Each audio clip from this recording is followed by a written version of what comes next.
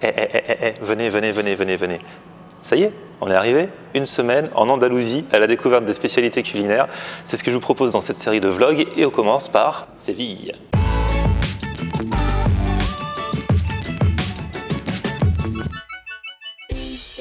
Salut tout le monde, bienvenue, nouveau vlog aujourd'hui. Bah oui, c'est parti, je vous l'ai dit, on est en Andalousie et on va se faire un petit tour. On va passer par Grenade, on va passer par Cadix, on va passer par Cordoue à la recherche des meilleures spécialités culinaires. Et puis bien sûr, on va pas faire que manger, on va visiter aussi un petit peu. C'est normal. Et là, alors là, je vais vous dire la vérité. Déjà, il fait trop beau, donc ça fait super plaisir. Et ensuite, il est midi. J'ai pris l'avion ce matin, 9h, le temps d'arriver à l'hôtel, tout ça. Il est midi et quelques, il est même 13h. Et forcément, la faim se fait sentir. Donc avant de passer à la visite, avant de faire quoi que ce soit, on va manger. Et vous êtes plein en plus à m'avoir conseillé ces derniers jours des endroits où aller manger, des bonnes tapas et tout. Il paraît qu'à Séville, il y a plus de 4000 bars à tapas. Donc il y a l'embarras du choix, mais forcément, quand il y a beaucoup de choses, il n'y a pas que des bonnes choses. Donc il ne faut pas se tromper. Donc on va voir. Il y a un truc qui dit que plus on s'éloigne de la cathédrale, qui est le centre touristique, meilleurs sont les tapas, mais il y a aussi des exceptions. Bref, là je suis dans le quartier de Santa Cruz, c'est là où il y a mon hôtel. Et il paraît qu'il y a un petit bar qui s'appelle le bar Alfalfa, qui se situe à genre 200 mètres. Donc on va y aller.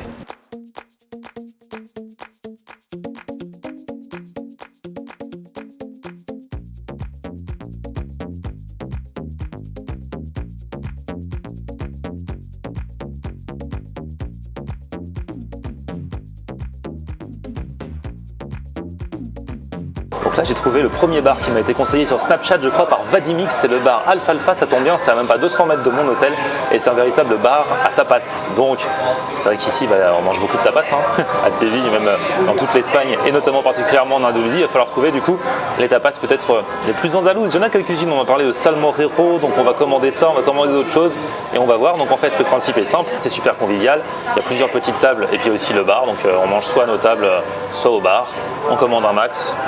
Et on partage. Enfin, commander un max. On commande. Moi, perso, je commande un max. Déjà, je vais goûter 4-5 trucs là et on va voir ce que ça donne.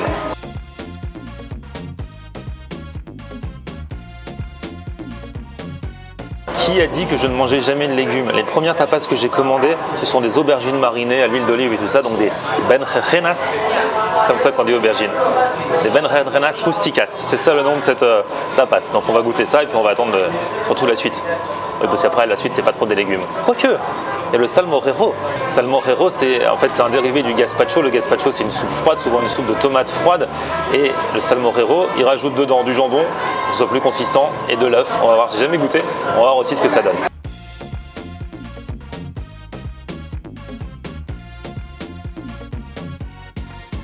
Allez, j'attends pas que le reste arrive.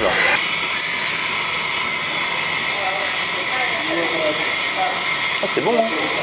Attends, je vais goûter un peu avec l'œuf. C'est très bon, très frais, mais c'est vrai qu'on voit qu'il y a beaucoup d'huile. Mais bon, en Espagne, enfin en Méditerranée, grosso modo, on mange beaucoup d'huile. Mais je kiffe la découverte. Alors ensuite, on a la tartiflette locale, sans pommes de terre. Non, ça c'est du fromage fondu avec du jambon, c'est ça?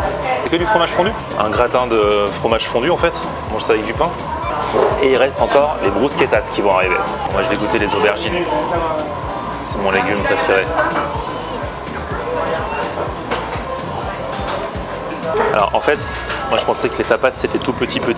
Donc c'est vrai qu'on a commandé beaucoup et on se retrouve avec pas mal de choses. Mais c'est bien, au moins on tiendra jusqu'à ce soir. Comme il paraît qu'on mange tard en Espagne, voilà. Je récapitule. Le salmorejo. Les aubergines marinées. Le gratin de fromage, ça c'est la bruschettas classica, et ça c'est la bruschetta andalouse. En fait la bruschetta andalouse c'est une bruschetta, donc du pain avec du fromage et par-dessus vous avez le salmorejo que j'ai mangé là, avec donc la soupe de tomates et le jambon quoi.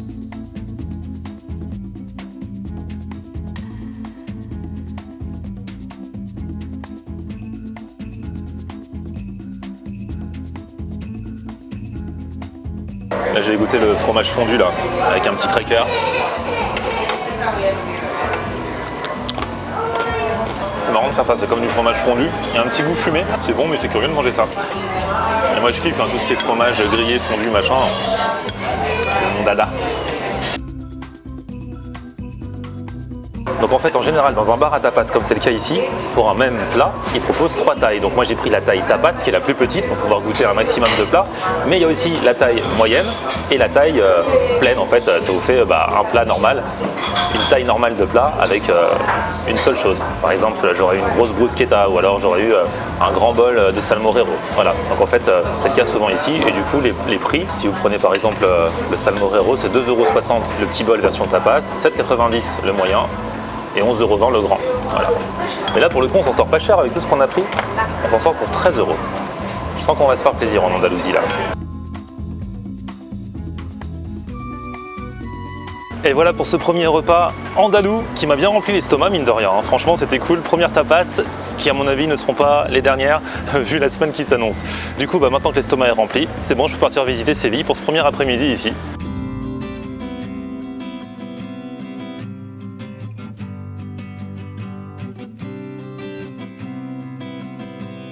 Donc là, je sors de table, il est 14h30 et en fait, vous voyez, tous les magasins sont fermés parce qu'à cette heure-ci, il fait très chaud. C'est l'heure où il fait le plus chaud de la journée et en fait, du coup, tout ferme, tout le monde va faire la sieste, quoi. Et ça rouvre le soir en fait. Et du coup, le soir, ça rouvre plus tard. C'est ça ce qu'on appelle l'heure espagnole. Tout se fait plus tard.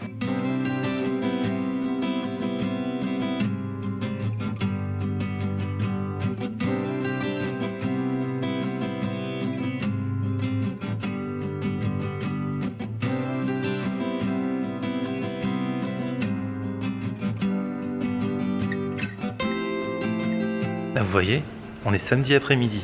On est dans une rue commerçante. Donc vous voyez les deux commencer normalement chez nous le samedi après-midi, rue commerçante. Il n'y a personne. Ils sont tous en train de faire la sieste. Par contre, ça va rouvrir le soir. Donc à 21 h, les magasins seront ouverts, tout le monde sera dedans, quoi.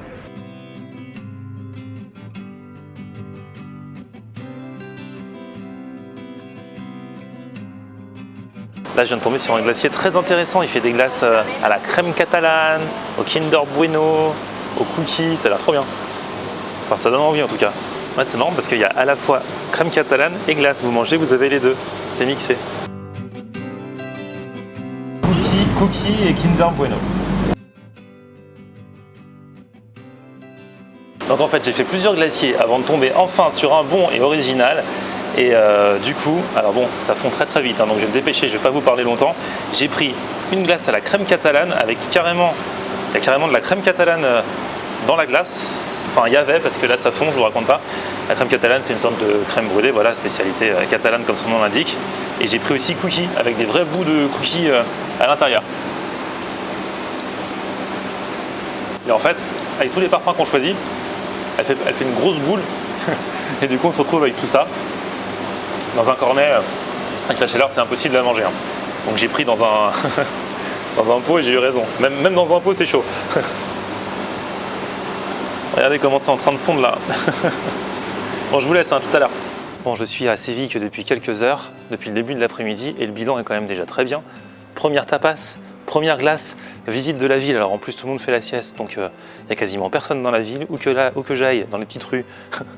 On est tout seul, c'est trop bien. Et là, on cherche l'une des attractions phares de la ville, c'est la cathédrale. En tout cas, j'adore cette ville, c'est trop beau, c'est chargé de culture, d'histoire, comme beaucoup de villes, vous allez me dire, mais c'est magnifique. Ce que j'adore, c'est les petites ruelles, parce qu'il fait super chaud et là au moins les maisons sont collées, toutes petites rues, et on trouve de la fraîcheur. Enfin, de la fraîcheur. Moins de chaleur, on va dire.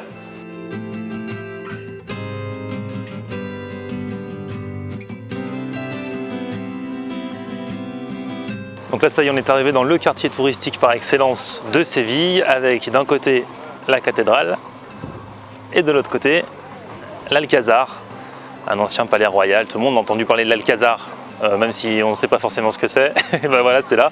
Donc forcément, qui dit quartier touristique dit toujours calèche.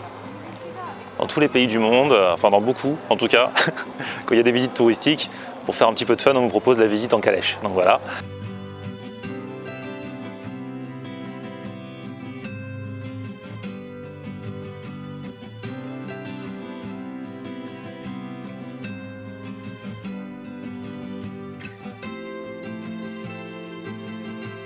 Là, je suis en train de me balader dans l'Alcazar.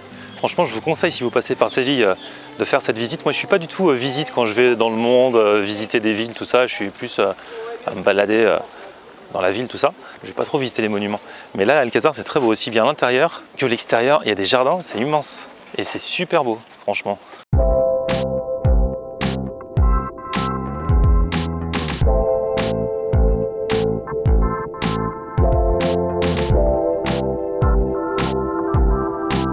Alors je viens de checker encore mes réseaux sociaux, vous êtes plein décidément à m'envoyer plein de messages pour me conseiller des endroits, des restos, des lieux où manger à Séville et ailleurs, puisqu'après je vais partir à Grenade, je vais partir à Cadix, je vais partir à Cordoue notamment. Et alors pour ce soir, j'ai vu sur mon Instagram cette fois-ci un message de Santémis qui me conseille un hôtel qui fait des tapas revisités, qui sont vraiment délicieuses et qui changent un petit peu de ce qui est proposé ailleurs. Et il paraît que c'est trop bon. Et quelle chance, comme par hasard, c'est à côté de mon hôtel là encore. Trop bien.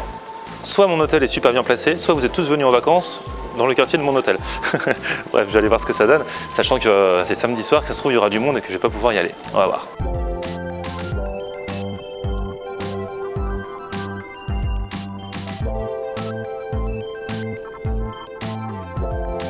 Voilà, donc je suis bien arrivé au resto, je l'ai trouvé, ça s'appelle la Bartola. C'est vrai que bon, il est tôt, pourtant je suis venu tôt parce que c'est à partir de 22h que ça s'anime, mais 21h là c'est déjà complet.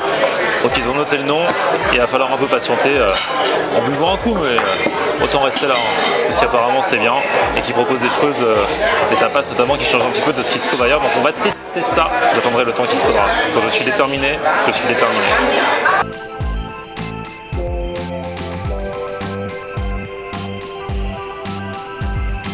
Bon, finalement l'attente n'aura pas été si longue que ça, et la bonne nouvelle c'est que durant l'attente je suis allé sur TripAdvisor, qui est un peu ma référence quand même pour voir la vie des gens, et je me suis aperçu que ce resto, qui m'a été conseillé donc par l'une des abonnées sur Instagram, est classé numéro 4 sur 1970 restaurants à Séville.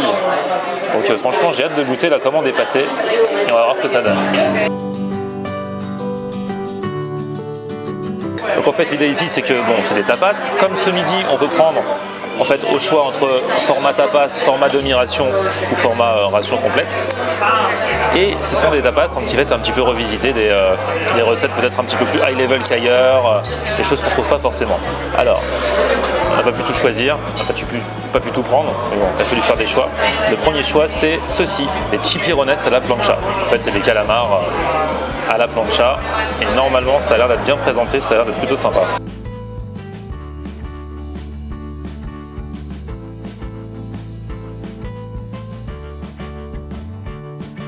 Et pour les calamars, la cuisson est parfaite, hein. À la plancha, c'est trop bon. Alors là, tout le reste est arrivé en même temps. Alors, on a les croquetas. Les croquetas, bah, c'est un classique des tapas. Là, c'est bien présenté, hein. Regardez-moi ça. Et le solomillo. Alors, c'est du porc ibérique servi avec sauce verte et avec des roasted potatoes, hein, j'ai envie de dire. Voilà, c'est ce qui est écrit. En fait, apparemment, elles sont pas toutes à la même chose, parce qu'il y en a c'est vert dedans, il y en a c'est marron. En tout cas, c'est bon. Non, la viande était vraiment cuite comme il fallait. Elle était fondante quand on la mangeait. C'était super bon. Donc là, pour info, tout ce que vous avez vu, c'était des demi-portions. Là, on n'a pas pris le format tapas, on a pris le format demi-portion. C'était quand même assez copieux, hein. C'était pas la portion complète, donc on n'a pas vu à quoi ça ressemble la grande portion. La Cuenta est arrivée, alors du coup, on récapitule. Les boissons étaient pas chères, 1,50€ de Coca Light par exemple. Alors la différence c'est qu'on paye le service, 50 centimes par personne en plus sur la note. C'est pas la mort. Les croquetas c'était à 7,90 pour l'assiette que vous avez eue, c'était une demi-portion aussi pour le bœuf, c'était à 9,50 et le chipirones 9,80 et le dessert à 4€. C'est un petit peu plus cher que ce matin, mais ça fait plus resto et c'est un peu plus travaillé peut-être que des bars à tapas plus classiques. On a bien mangé. Franchement, je valide et je mets un plus sur ce restaurant. Donc vous retrouverez toutes les infos dans la barre de description. Et je vais payer aussi parce que je vais pas faire un resto basket. Bon, et ben voilà, on sort du resto. J'avais oublié qu'il faisait chaud, il fait chaud encore à cette heure-ci, hein. Bref, bonne ambiance, très belle journée. Je mets un 20 sur 20 à cette journée. Les deux restos qui ont été testés, franchement, étaient top. Les monuments, la visite, la ville de Séville, j'adore. C'était le premier jour. On remet ça demain. Ensuite, le Andalousie Tour va continuer puisque départ pour Cordoba. Ensuite, départ pour Grenade et on terminera par Cadix. Bref, c'est une belle semaine culinaires et touristiques qui s'annoncent. N'hésitez pas à mettre un petit pouce vers le haut si vous avez aimé cette vidéo, à vous abonner à ma chaîne bien sûr, et puis alors, si vous avez des suggestions, continuez, parce que les 2 restos testés aujourd'hui m'avaient été suggérés par des abonnés, donc même si vous en avez pour Grenade, Cadix et tout ça, c'est dès maintenant que ça se passe. Sur mon Facebook Florian en Air, sur Twitter, sur Snapchat et sur Instagram, c'est aussi Florian en Air. À très vite, à la prochaine, ciao.